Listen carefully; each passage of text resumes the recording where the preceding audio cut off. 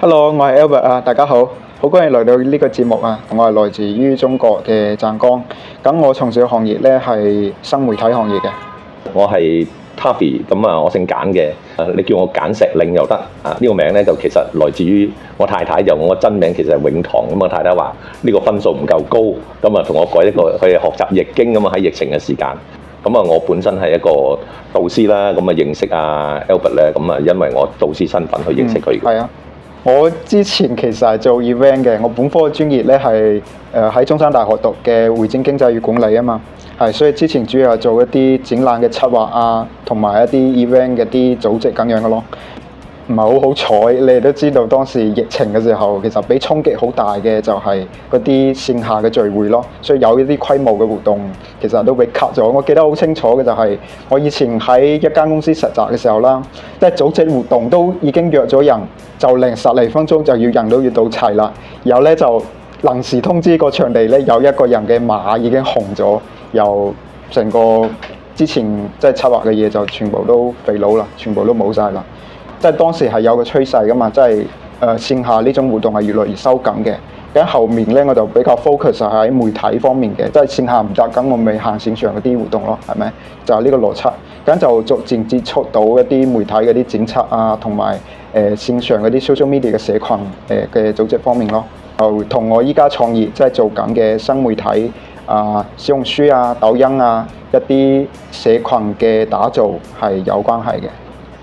因為我喺導師嘅身份啦，其實我係喺中山喺珠海嘅時候咧，我認識阿 Albert 嘅，喺一間暨南大學啦，政府係邀請我哋過去，我係兩個市嘅一啲職場同創業導師嚟嘅。咁嗰個經驗咧就係基於我喺中山，其實我好早咧就1996年已經往內地發展㗎啦，即係其實係再早添，80幾年，應該咁講，係90幾年我已經喺內地置業㗎啦。咁因為基於工作需要啦，其實我前身咧我哋係做製衣人啦，我做過好多唔同類型嘅工作，咁啊其中包括一啲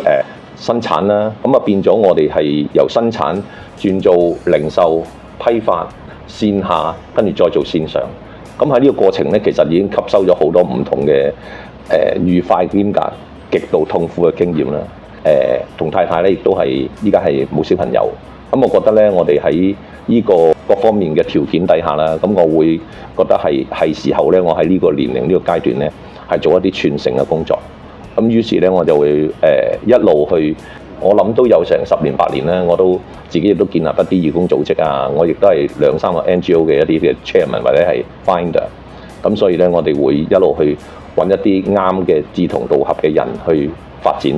咁啊，希望我自己嘅手上嘅一啲嘅過去嘅經驗啦、人脈啊，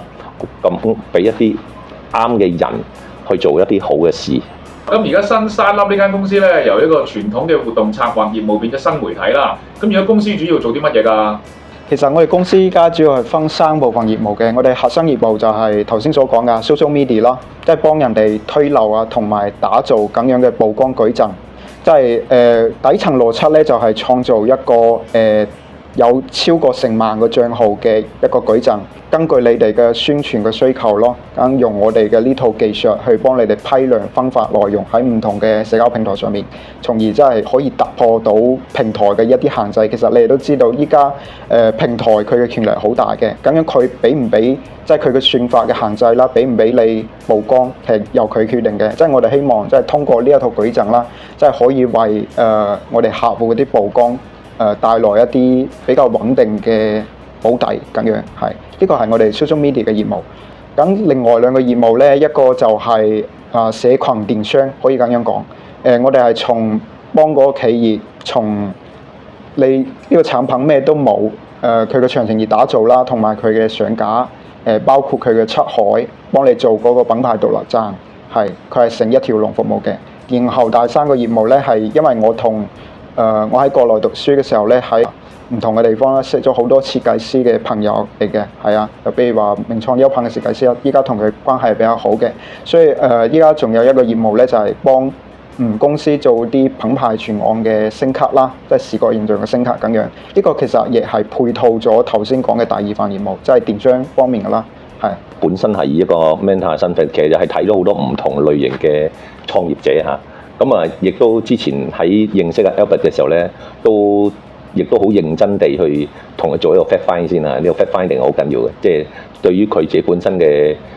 經濟條件先啦。我覺得創業係好緊要嘅。經濟條件會唔會對於屋企啊，對於佢個人啊，有啲乜嘢嘅承受嘅一啲嘅壓力，會唔會係合適去創業咧？咁呢樣嘢我哋做創業家咧，咁我哋當然要好知道去提醒一啲年青人，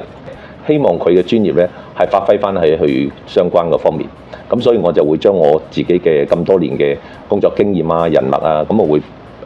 擺落去，由佢去發揮。咁整個過程咧，咁我好多時我都會同佢一齊參與嘅，包括見客啦。包括佢點樣去做嘅時候啦，咁佢嘅想法啦，因為始終咧我哋個範疇唔係一個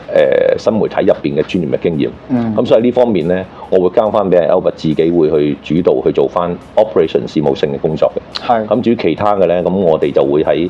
BD 方面啦、business development 啊呢方面咧，咁我就會盡我嘅力咧，去希望獲得到佢嘅信任，我哋一路係走落去。咁呢個就係我而家喺度做嘅工作任務啦。嗱，Albert 其實係一個國內嘅非本地生啦，喺香港畢業。呢個亦都係俾咗我一啲比較上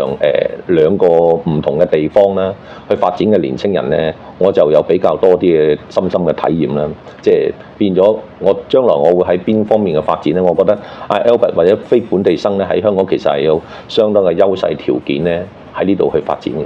喂，最後 Albert 可唔可以分享下咧？話創業咗都雖然唔係好長嘅時間啦，咁你自己嘅感受又點樣？有咩忠告同大家講下？頭先講到唔長，其實都已經有9個月啦。對，可能講出嚟唔係好長，但係對於我自己嚟講都算比較漫長嘅。係，即係因為其實我之前大部分時間都係喺學校入邊啦，所以想同你同步嘅就係、其實學校同你真正實踐嘅情況真係相當唔一樣。尤其係你以一個創業者嘅姿態，即係企到呢個場上面嘅時候，即係我呢度都分享少少我創業嘅即係遇到嘅一啲小挫折啊之類嘅嘢咯，即係警醒一下後邊即係可能有相關創業諗法嘅人。即係當時都已經要做成啦，即係所有嘅媒體內容都已經鋪好俾佢啦，然後就碰到一個問題就係找數嘅問題。簡生應該當時係好清楚呢個情況嘅，係啊，拖咗應該有兩個幾月咯。其實對我當時因為啱開始創業嚟講咧，其實係一個比較大嘅打擊嘅。咁除咗呢個之外咧，其實唔單止呢個嘢嚇，其實有好多創業上面，即係你行喺條路上面咧，有好多突發狀況嘅。好似你揸車有好多嗰啲紅綠燈啊咩之類嘅狀況嘅。比如話前一週咁樣咯，就碰到海關嗰啲查貨咁樣。我當時被逼嬲咧，就係喺內地揸住應該有超過70-80斤嘅貨。就硬生生拖過嚟香港，拉過去交貨，就因為即係當時有批貨俾海關查咗，佢比預期嘅時間就係長咗2日左右咯。咁樣為咗可以及時交到貨，咁樣我就只能夠以呢種方式小批量拉呢批新春嘅包裝盒去到俾嗰個客戶咯。其實都係一個好好嘅經歷嚟嘅，即係拖住呢部車喺香港走咗個零鐘。當時即係心入邊有好多嘅諗法。喺以前咧，可能我就會咁樣諗，即係比如話做呢件事，可能佢預期有幾多收益，又佢係一種比較打工嘅思維嘅。咁樣創業咧，可能佢係好多伏筆埋落去，咁樣你唔知後邊咩時候邊個就開花結果咗。係，其實佢就咁樣一個邏輯嚟嘅，即係要多去發展自己嘅下線啊，即係多去種下自己嘅種子，就好似當時簡生咁樣喺內地嘅啲招聘會啦，發掘咗我感覺即係簡生亦係呢種相同嘅思路，即係多發散出去，咁樣即係大家團結起身，係啊，借力，咁樣就可以將創業呢件事做好。其實咧，今次嘅遇見咧，我都好幸運地咧，阿 Albert 跟住我去做呢一個嘅事業發展咧，去創業咧，我都希望咧，第日喺藉住呢次嘅機會咧，我都希望第日多啲年青人嚟揾我哋。就一齊去共事嗱，我哋大家係最重視就係喺人咧，先再做事，先再做一個金嗰方面嘅一個嘅統籌嘅。咁所以阿 Albert 你個次序咧，可能將來咧，你都係需要大量嘅一啲年青或者係一啲有經驗嘅人去輔助你創業。係啊，即係都係要借力咯。即係其實我喺城大 City 讀完之後咧，有個好大嘅感想就係其實有好多同學仔即係過嚟讀呢1年。總體上嚟講有啲似旅遊嘅，係呢個唔係 common，即係我個人嗰啲感受啫。係可以揸住一啲實踐嘅機會啊，留喺香港，即係發展自己嘅事業。我感覺即係加入我哋嘅團隊啦，係咪？即係無論你哋係讀媒體嘅亦好，同埋讀一啲理工科亦好，其他方面嘅嘢亦好，即係我哋感覺有好多嘢係可以夾埋探討下嘅。